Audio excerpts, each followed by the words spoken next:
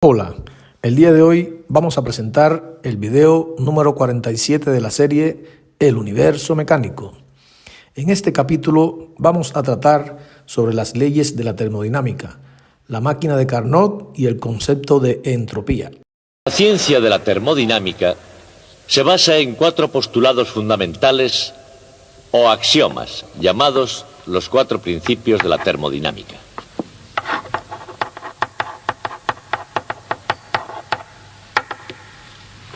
De esos 4 principios, el segundo fue el primero que se descubrió.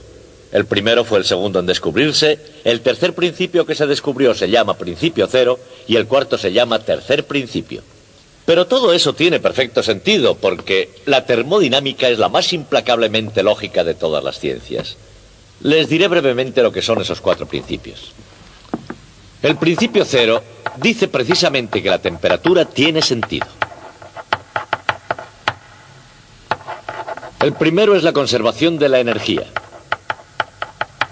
El segundo principio es el principio de la entropía. Y el tercer principio dice que hay una temperatura tan baja que nunca se puede alcanzar.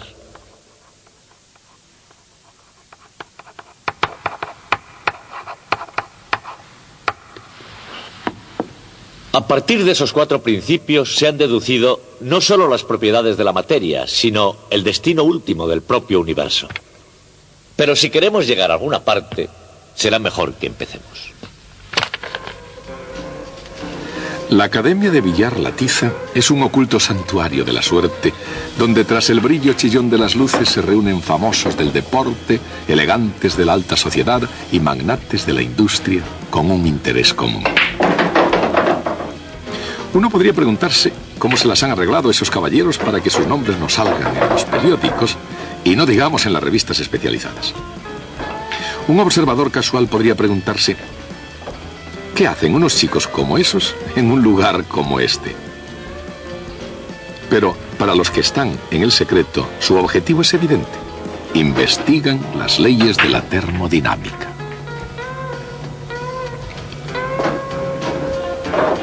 ¿Pero por qué en La Tiza? En parte ciertamente es por su ambiente, que es el último grito en elegancia desenfadada. No se necesita más explicación, pero sobre todo es por el material de que dispone, en especial el llamado instrumento, que en interés de la ciencia parece que siempre se tiene a mano en La Tiza. Incluso ahora mismo, 2 distinguidos científicos sostienen sus cubetas en las manos. Debido a la naturaleza de este experimento, se aconseja no sea visto y menos aún practicado sin el consentimiento de los padres. Sostenida con gran cuidado, cada cubeta contiene un poco de fluido experimental que por desgracia crea dependencia. Sin embargo, antes de que las cosas comiencen a salirse de madre, el fluido fue vertido en las cubetas a una temperatura de 295 grados Kelvin. Y después se añadieron con precisión científica varios cubos geométricos de H2O cristalizado. La temperatura inicial de los cristales era de 273 grados Kelvin.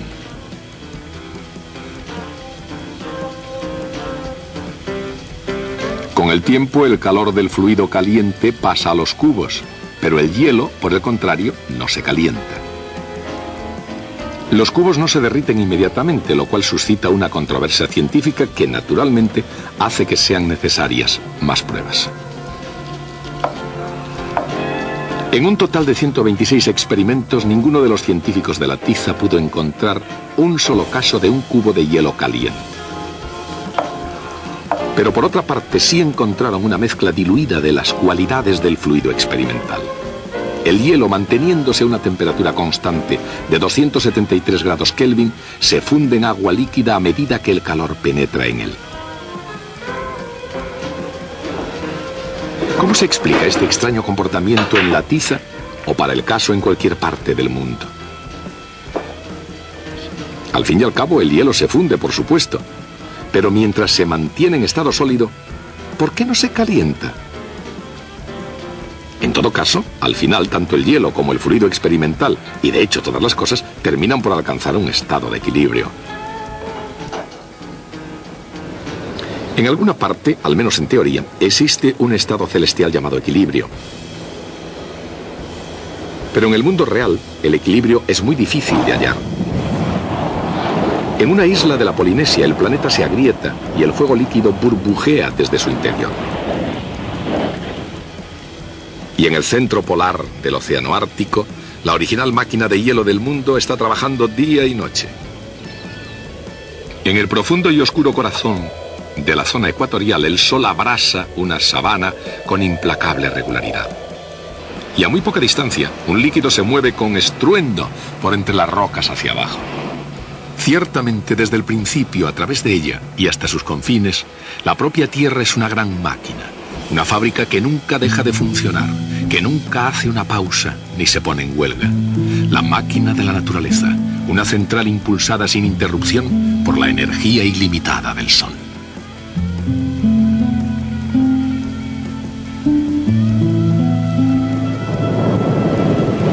Tanto los vientos alisios de los grandes océanos, como los motores diésel de los grandes barcos que los surcan, todas las máquinas funcionan porque el calor en movimiento puede poner en movimiento a la materia.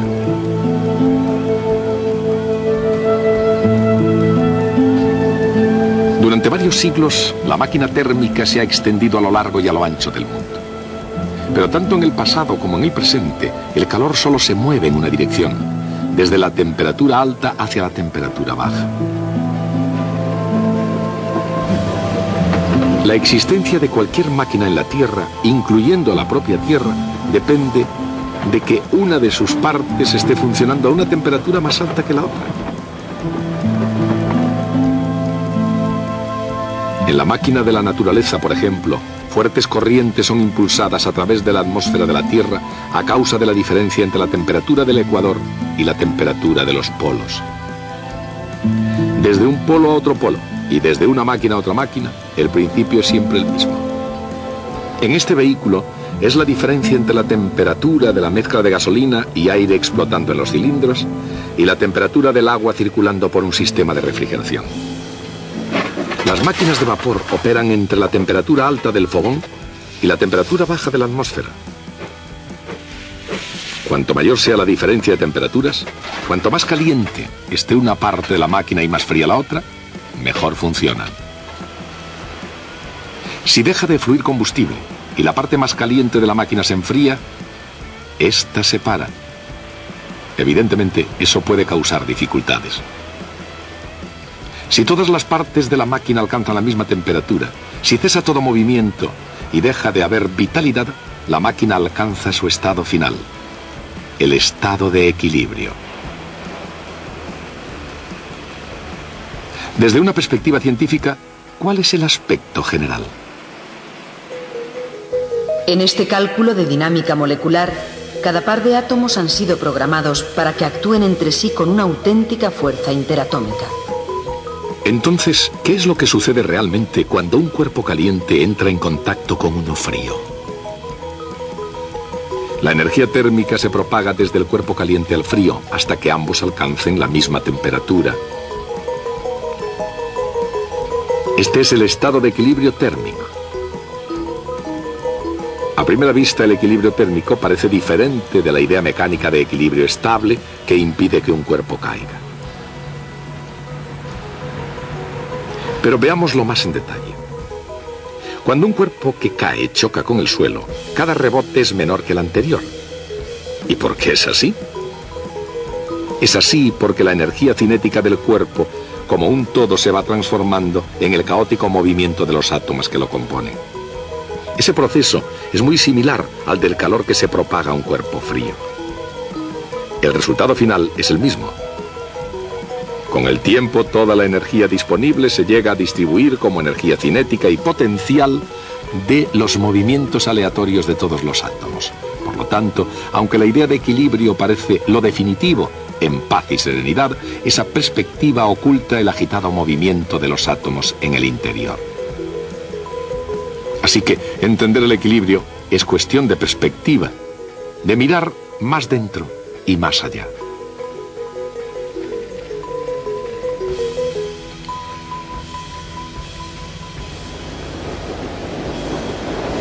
Como el equilibrio es un estado en el que todas las temperaturas son iguales, el equilibrio es un lugar donde ninguna máquina funciona. No hay géiseres lanzando sus chorros, ni volcanes en erupción, ni cataratas de agua. Las grandes máquinas no quieren funcionar y las pequeñas no pueden.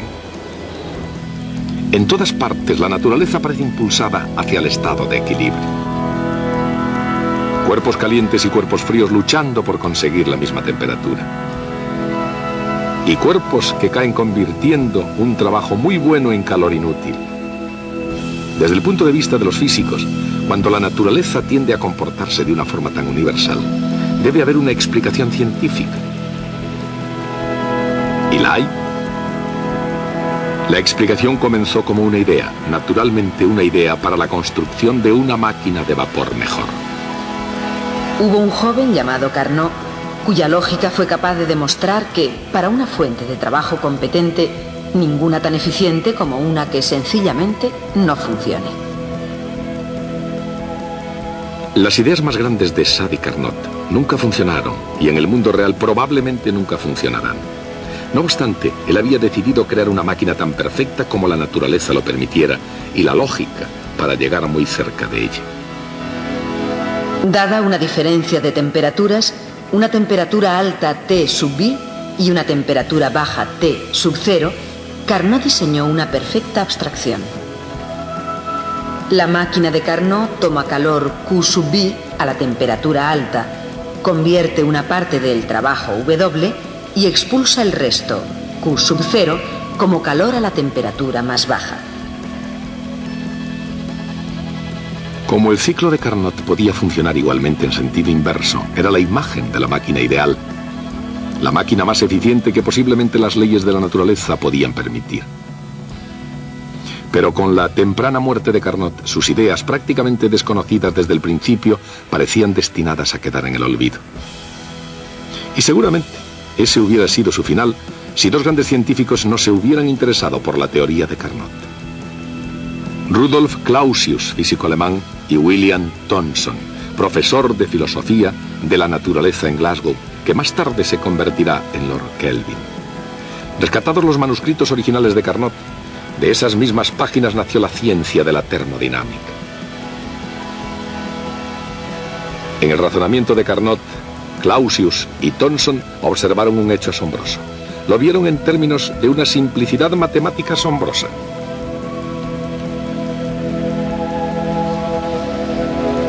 En la máquina ideal de Carnot, el cociente entre el calor tomado y el calor desperdiciado era igual al cociente entre las dos temperaturas absolutas necesarias para el funcionamiento de la máquina. Dicho en otras palabras, este era el ideal que procedía de la imaginación de Carnot. Lo que entra sigue siendo lo mismo al salir. Pero si no es el calor, ni es la temperatura, ¿qué es? El calor dividido por la temperatura a la que fluye. Y según Clausius, eso es la entropía. En una máquina de Carnot, una cierta entropía entra a temperatura alta, realiza su trabajo y la misma cantidad de entropía sale a temperatura baja. O sea que una máquina ideal no solamente conserva la energía, conserva también la entropía. Eso es el ideal. Pero, ¿qué pasa en la realidad? En el mundo real. ¿Qué sucede realmente con la máquina jadeante y rechinante?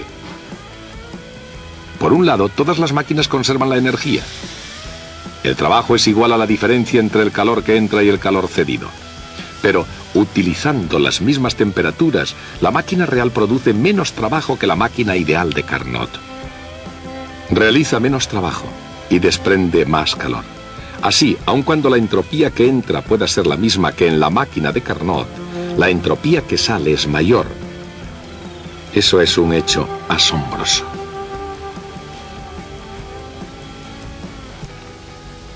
La entropía que sale de una máquina real es mayor que la entropía que entra.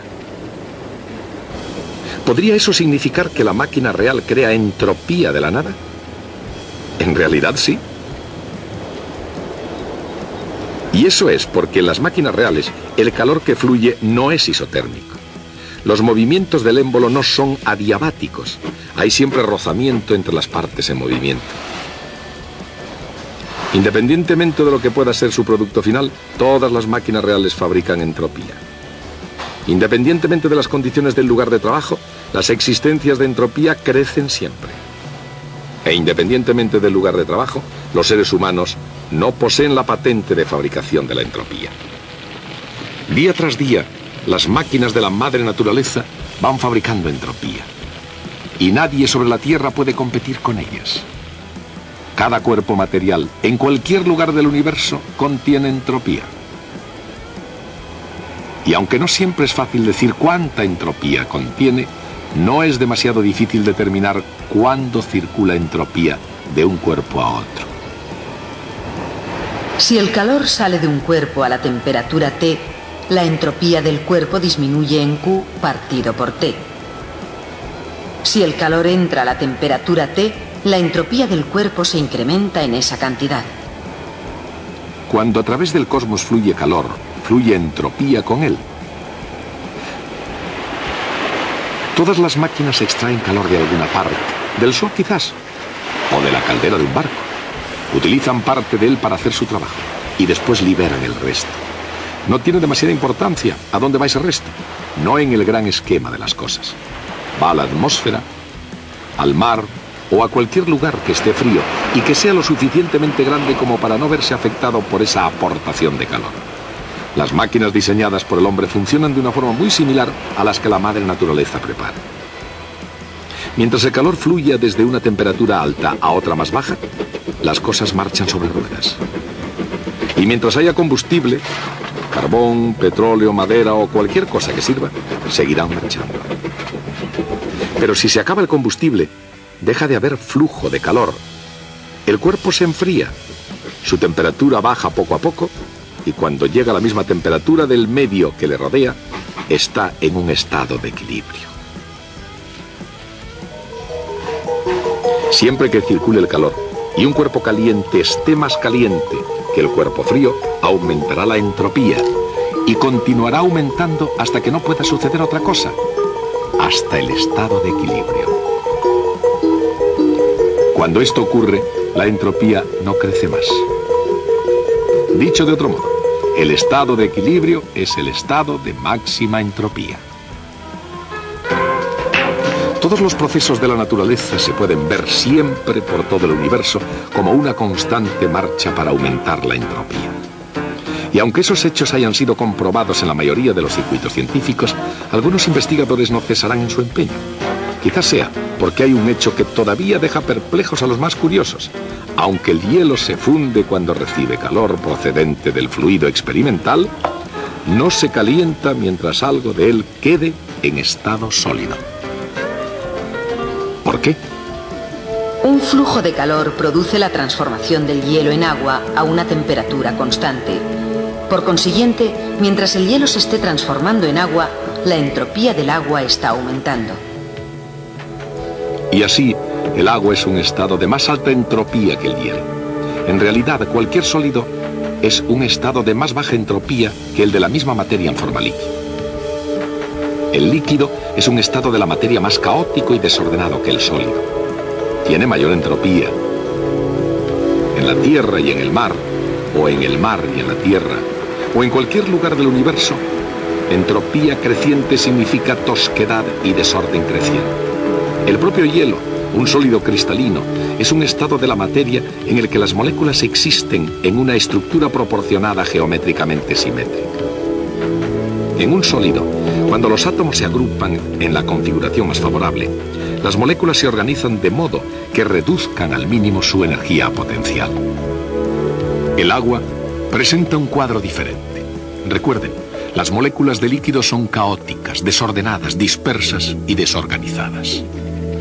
Evidentemente, las moléculas líquidas no minimizan su energía potencial como lo hacen las de los sólidos. Y así los líquidos no solo tienen más entropía que los sólidos, también tienen una energía potencial mayor y por tanto más energía total. ¿Fundir o no fundir? Esa es la cuestión. Si la dinámica no está completamente clara como un cristal, en este caso como un cristal de hielo, considerémoslo desde el punto de vista del cubo de hielo. Cuando el hielo se funde, se convierte en agua, un estado de mayor entropía. Y eso está bien, porque a la naturaleza le gusta precisamente que aumente la entropía. Pero un momento. Antes de fundirse, antes de transformarse en agua, el hielo debe también aumentar su energía, por lo cual requiere extraer energía del resto del universo. Pero si esa energía calorífica fluye desde el mundo hacia el hielo, se reducirá la entropía del resto del universo. Y eso no está bien. ¿Es muy malo? La entropía del resto del mundo disminuye en la cantidad. Energía que fluye dividida por la temperatura. Recuerden que la naturaleza siempre necesita aumentar la entropía. En este caso, la entropía del hielo más la del resto del universo. Si la temperatura fuera muy baja, sería ciertamente muy malo. Fundir el hielo produciría un gran descenso en la entropía de todo el universo. Y si la temperatura fuera muy alta, no sería tan malo. La entropía del conjunto aumentaría cuando se funde el hielo. Eso es por lo que, en el gran esquema de las cosas, el hielo nunca se derrite a temperatura baja y el hielo nunca existe a temperatura más alta. Mientras tanto, de vuelta a la tiza, por no hablar del universo en su conjunto, hay en alguna parte una temperatura intermedia que no favorece al hielo ni al agua. Es la única temperatura a la que el hielo y el agua pueden coexistir. Eso explica por qué esas cubetas científicas no se calentarán hasta que todo el hielo se haya derretido. Así, en el lenguaje científico de la tiza, la magnitud que la naturaleza se esfuerza por maximizar no es solamente la entropía del hielo. A una determinada temperatura es la entropía menos la energía dividida por la temperatura del hielo. A medida que la energía de cualquier muestra menos la temperatura multiplicada por la entropía disminuye, la entropía de todo el universo aumenta. E menos T por S es la energía libre. Aunque no hay algo así como comida libre, sí hay una gran cantidad de energía libre. Cada partícula de materia en el mundo hace que su propia parte de energía libre sea lo más pequeña posible. Eso es lo que se requiere para maximizar la entropía del universo. De modo que tanto dentro de los confines de una cubeta científica como por todo el universo, la ley del crecimiento de entropía dirige a la materia desde el orden al desorden. Durante algún tiempo se ha pensado que la entropía creciente en el universo conduciría al propio universo a un estado definitivo de desorden, y a eso le llaman la muerte térmica del universo. No parece un buen porvenir. Es una noción provocadora, al menos peligrosa. Y queda aún la cuestión: ¿hundirá toda esta entropía creciente al universo en un estado de caos total? Si es así, no sería la primera vez que se descubre el destino del universo en un vaso de whisky con hielo.